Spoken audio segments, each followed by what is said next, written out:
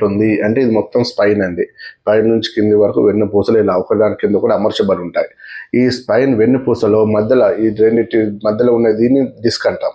ఈ డిస్క్ అనేది ఎట్లా ఉంటుంది, ఇప్పుడు ఇక్కడ మనకు మెయిన్గా డిస్క్ సమస్యలు అంటే ఏంటంటే L4 ఇది ఇక్కడ నడుము దగ్గర L4, L5, S1 ఈ 3 డిస్కులు అరిగిపోతాయి.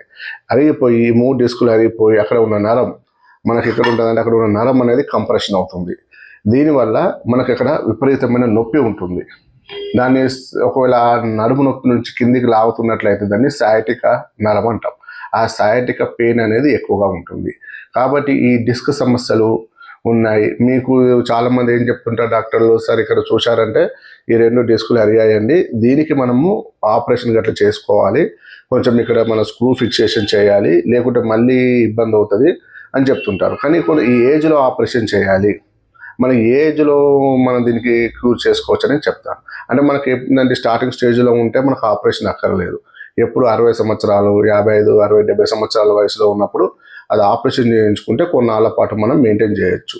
కాబట్టి స్టార్టింగ్ స్టేజ్లో ఉన్నారు, చిన్న ఏజ్లో ఉన్నారంటే ఆపరేషన్ అక్కర్లేదండి. మన మందుల ద్వారానే ఈ డిస్కులు అనేది పెంచుకోవచ్చు. ఆ నర్వ్ సప్లై, నర్వ్ పట్టేసిన నర్వ్ అనేది రిలాక్స్ అయ్యేలాగా మనం మెడిసిన్స్ ఇవ్వచ్చు.